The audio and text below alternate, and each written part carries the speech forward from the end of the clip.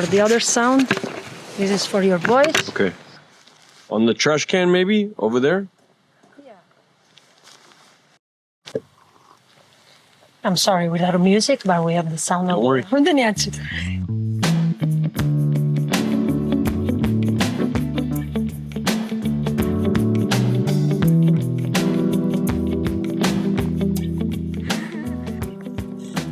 What question are you asked more often? What question is asked most often? Yeah. Depends on who I'm talking to. When I'm here with the religious men, the question most often asked is, when you first come in, is, do you believe in God? On the movie set or in Hollywood or in the secular world, the question most often asked is, what do you do? Or, I don't know, how long have you been sober? Depends on who asks. Nobody asks the same question. And by yourself, when you are alone? What question I ask the most? Yeah, in your life. Yeah. What is my purpose? And what answer did you give yourself? To help other people. If you had the chance of a new life where you could be reborn as a new person, but keeping your memories of your past life, what would you do? What would your first step be? I don't know if I would do anything different. I don't have regrets like that. I don't want or wish to be someone else. I'm so blessed. I'm so grateful. My life is miraculous. I don't have that feeling like I wish to be someone else or I wish to start again or any of that. I'm so grateful. I'm so grateful. I don't know. I don't envy other people. If you'd asked me before this experience, I would have said there's 100 people I'd rather be. Other actors I look up to, other actors who this or that, other artists I respect, musicians I respect, but never any religious men. And now, after being here and spending all this time, this is about 8 months now I've been in this process, just asking the same question over and over again, and requesting the same thing of the sky, praying to something I didn't know. I'm envious of people who have no fear, and the people who I've seen have no fear have really strong relationships with higher power, God, Mithra, Buddha, whatever it is. I envy people who have less fear, who have no fear. I envy people who have no fear. And you find most religious people have no fear. Most. It's not like that in the secular world. Everyone's fearful. Even people who tell you they're not full of fear, they're full of fear.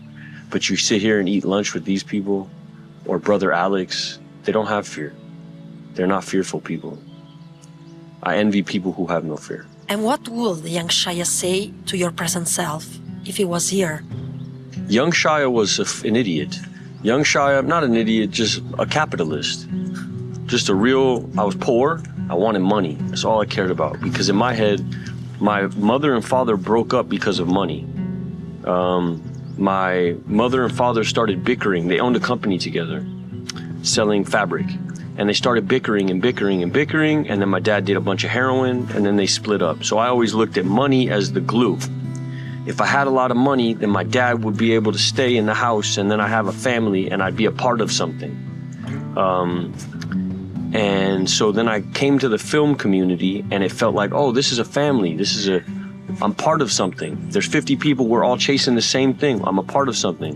I felt it also on basketball teams, or I would freestyle rap with people in the park, and I felt it there, that glue, like, oh, I'm a part of something. And then I thought I had it in film. And then I lost myself to narcissism and ego, because it's easy to do in movies. And then you believe that you're in control of things. You believe you're God.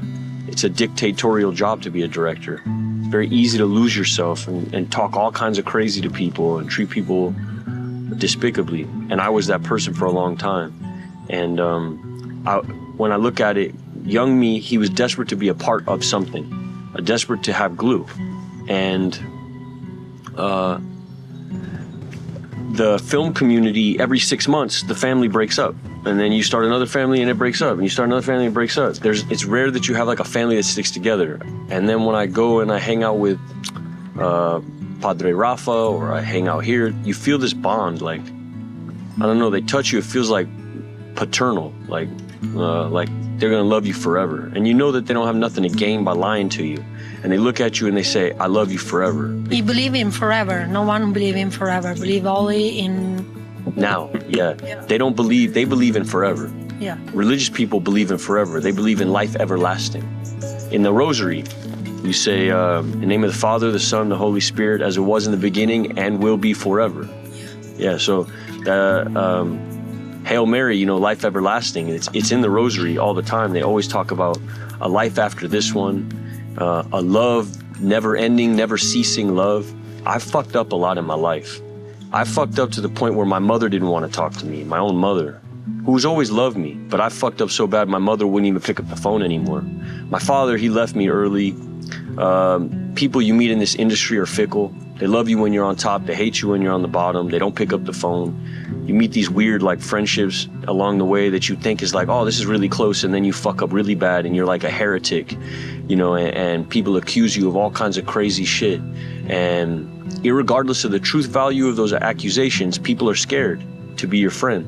And so even the people you really depended on, they're not there for you. People who you gave your whole life to are not there for you. And then you really start like chasing God because you have nothing. You can only find God when you really are in pain, I think. When you're in so much pain that to stay where you are is unlivable, is unfathomable. You can't catch your breath. I've been in so much pain I couldn't even breathe, you know, where you just forget to breathe. You'll forget to breathe, and then like 20 seconds later you go, you'll just forget to breathe. That kind of pain where everything just freezes, just pauses. In an email, you know, one email just gone, you know, whole life gone. And in that moment, you don't want to be alive anymore. You just think, oh, it's better to just die. You don't want to be here anymore. And then you meet people who don't look at you like a lizard, and they start talking to you like you're their friend, and you don't offer them nothing. When I first met Brother Alex, he didn't know I was like making a movie. I was just sleeping in the parking lot in my truck for like 2 months, just sleeping in the parking lot, going to mass every day. I think he knew I was an actor, but he also knew I was a fuck up, you know, because I'm a loud fuck up. I'm a loud mess up.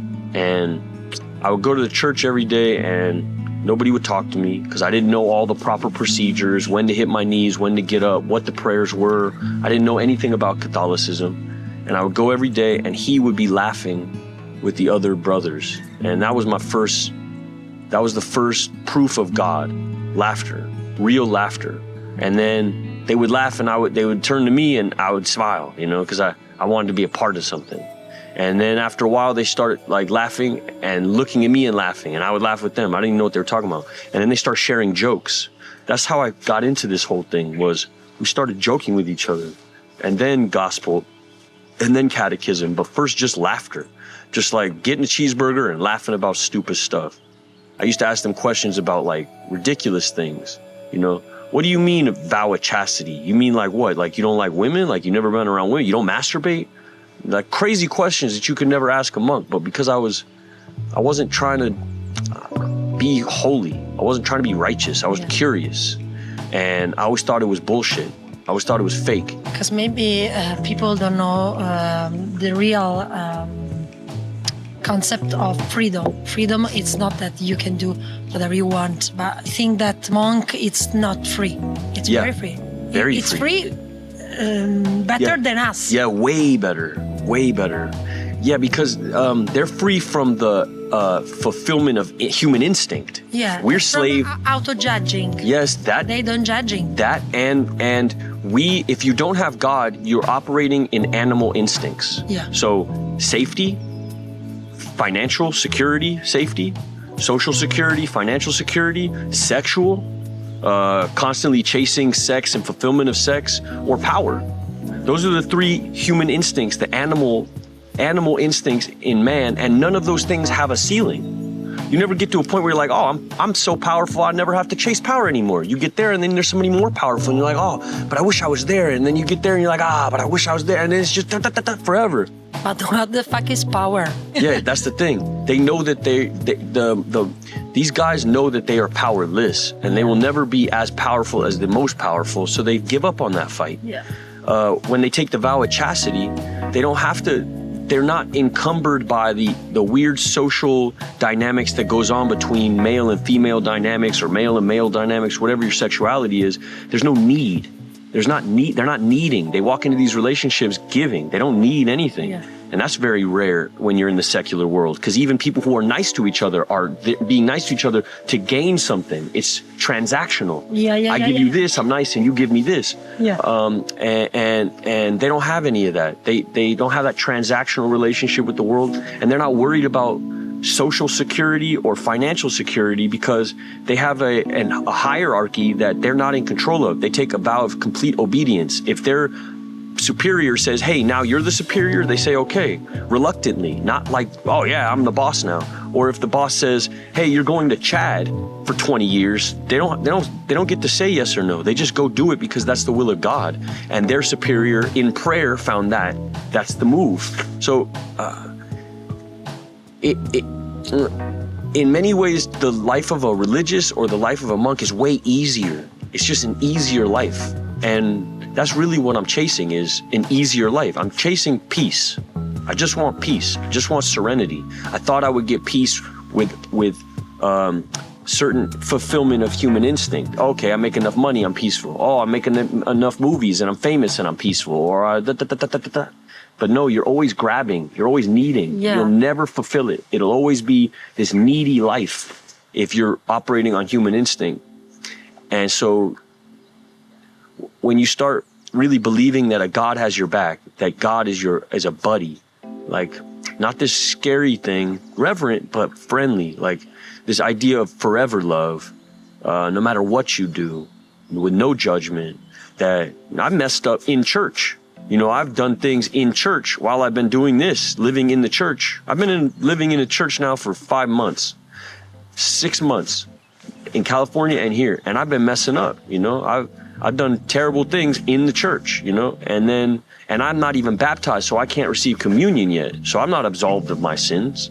And so, but the fact that I feel guilty about the things that I'm doing that I didn't used to feel guilty about, feels like growth. I know people say, oh, I don't like Catholicism because of all that guilt. But for me, I need guidance. I need direction. I always wanted a parent. I always wanted to be grounded. When I was young, I would ground myself. I'd come out in the living room, I go, guys, I'm grounded. And my parents would be like, okay, whatever, do whatever you want. I go, I'm gonna be in my room for an hour because I was bad. And I go walk and sit in my room and they're like, all right, do whatever you want. Because my parents were hippies. My dad was a drug dealer. I always wanted parents. I wanted structure. That's also why I like Hollywood, because you get a call sheet and it says, all right, everybody's gonna show up at this time and we're going home at this time. I like that. And that's what the Catholic faith gives me. It gives me a call sheet. It gives me a moral compass. It says, show up here at this time and go to sleep at this time and do these things and you'll live a righteous life. And you will, the closer you get to living the life of Christ, the more people will feel that in you, and the more, the easier your life will be, the more peace and serenity you'll have. My wires were crossed. I thought playing God would make me feel peaceful. But you're always going to fail. You're always going to... I come from a lot of shame. Before this, I was very shameful, guilty guy. But you will be father? Yeah, in March. And what do you think the best gift a father could give a daughter is? Unwavering stability, the Rock of Gibraltar, unmovable, unshakable. I think of it this way. I think it's true for men and women. When a little kid goes to a park and they've never been to a park before and they see a bunch of little kids playing and mommy and daddy are right here, they go out 2 or 3 steps, then they get scared and they come back and they grab the hand and the hand is there. And then they go out a little bit further and they take 10 steps and then they get scared and then they come back and they grab for the hand and the hand is there. That's a parent. The hand is always there. You can go out 20 steps, 30 steps, 40 steps. Okay, now I'm playing with kids. I got scared. The hand is there. That's what God gives me. That's what a good parent gives their child, the hand. I'm always here. No matter what, I'm always here. That's the gift of that I always wanted from my parents, that I hope to give to my child is stability, is to be a rock, an unmovable, unshakable, forever love, an unjudgmental hand. I'm always here. That's what I get out of Catholicism, is I get the parent that I wish I would have had.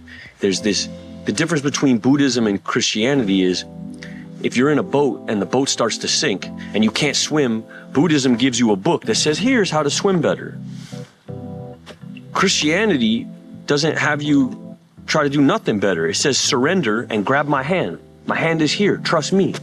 And that's it. And that's what a good parent doesn't try to make their kids swim better. A good parent is just there. We talked about the hole that everybody feels inside. There's people who try to fill this soul with sound, power, and other things, as we tend to not listen to ourselves. What's the question that we should all ask ourselves to be better? How to be better. Yeah. Yeah. Find out what you're good at. Find out what craft or thing or what are you good at? Are you good? Find out, that's the first thing I think, is you find out what you're good at, what you have an aptitude for. Do you like history? Do you like math? Do you like artwork? Do you like music? You find out what you have a natural inclination towards. You find out what you're good at. And then you figure out how to help other people with that thing that you're good at. And once you figure that out, that's purpose. 2 + 2 = 4. So what are you good at? How can you help other people? That's your purpose. What's the question you have never been asked, but you wish we'd always asked? What question have you never been asked, but you wish you were always asked?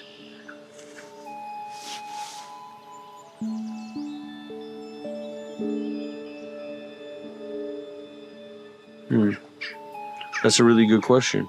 At the last. Yeah. I don't know. What question? A question about questions. What question have you never been asked that you wish you were always asked? Thank you for that. No, I don't know. To translate. Yeah. I don't know. What question? I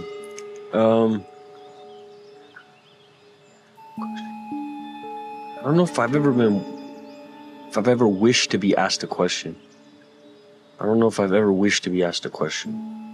But if I could ask myself a question for the betterment of other people, the question I would ask is,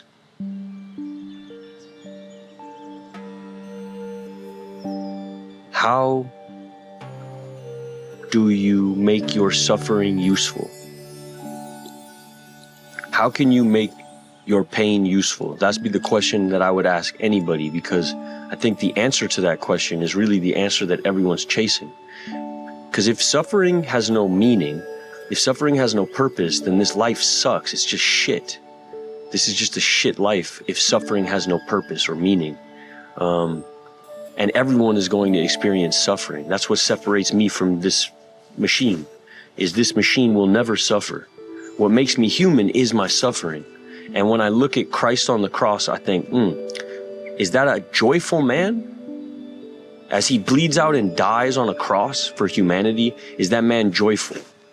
And I think the answer is yes, that even in his suffering, that's what Christ represents for me, meaningful suffering.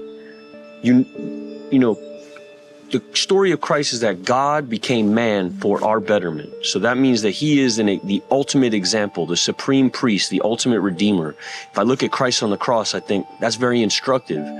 You don't see a lot of smiley face Christs on the cross. You don't see Christ on the cross dying and laughing with aplomb, in joy, in ultimate joy. But I think they should make some Christs on the cross in ultimate serenity, in ultimate joy. They always make Christ like this sad face. And that seems stupid. It seems like it's not deep enough. Like the artists who manufacture those crucifixes, it's almost like they're not seeing the full story. And the full story, I believe, is that Christ is in maximum joy in that moment. He is fully in his purpose. And that's, if you can tap into how you can use your suffering to help other people, that is maximum maximum joy. I always thought joy was, oh, I get this and then I'm happy, or I do this and then I'm happy, or I get her and then I'm happy, or I make that and then I'm happy, or they respect me and then I'm happy. Or I always thought happiness was to be acquired by the things I would gain from life. That's why I was always grabbing. If I knew early on that happiness actually is in me offering all of my suffering up for other people as an instructive thing, or as something that could benefit man, then I maybe would have lived my life differently. So I guess the question I would ask anybody is how do you use your suffering to tap into your joy? How do you remix suffering into joy? I would ask anybody that. And not everybody has an answer to that. And those people who don't have an answer are not going to be happy people, because suffering is guaranteed. And unless you can take suffering and make it joy, or find suffering in your joy, not as a masochist, not as some S&M whipping yourself type of nonsense. It's rearrange. Yeah. How does your perspective change on suffering? How do you look at suffering like, oh, this isn't suffering in the notional sense. This is actually my route to joy. That in and through the suffering is how I actually get to maximum joy. That's what the crucifix represents for me, and that would be the ultimate question. That's the ultimate question posed by Christianity. It's the ultimate question posed by most all Western religion. It's the ultimate question posed by Buddhism. Buddhism is all about, how do you stop needing? How do you need less? Well, the way to need less is to take stock in your suffering and use your suffering as your well of joy. You'll always have endless suffering. Every day that goes by, we die a little bit more. Just by waking up, you die a little bit more. That suffering will never cease until you're ultimately dead. So how do you actually relish in it? How do you relish in your own death? When you read the Tibetan Book of the Dead, they speak all about relishing in your own death. Christianity really is a preparation for death. And life, if you really value it, every second of life is preparation for something else that you know is coming. And any moment that you're not thinking about that, you're in distraction. So, and there's ways to think about it. You can either fear death for the rest of your life, or you can actually relish in the coming of something else that's bigger and more total and more visceral and explicit and fantastic and dreamlike and beautiful that you will never be able to tap into in this life. So the question I would ask in a short, if I was to ask any artist or any kind of like deep thinker, existential questioning person, is how do you use your own suffering to tap into joy? That's the question I've never been asked, because I never had an answer. Yeah. Maybe who is listening will wonder the same things, and your words will enlighten them as the sun on your face right now. Yeah, maybe. Yeah, maybe. Yeah, maybe. Thank you so much. Yeah. Thanks for asking the question. Thank you so much. Yeah, easy. I'll see you.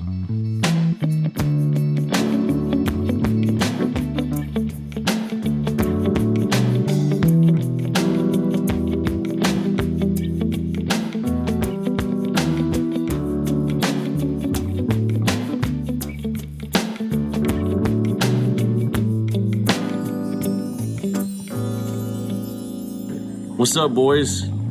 I hear you're in hell. I'm sorry. You're in my prayers, you're in my heart. You guys are awesome. I didn't get to tell you that straight up, but I got a lot of love for you guys. You guys are putting up with a lot of bullshit, and you do a great job, and I respect you. Man to man, I never got to tell you that, but that's me. This is my motivational video. Big love to you, big prayers for you. You got one more week. You guys are exceptionally talented, and I'm so honored to have worked with you. Bang, bang, bang, bang, bang, bang, bang. Mwah.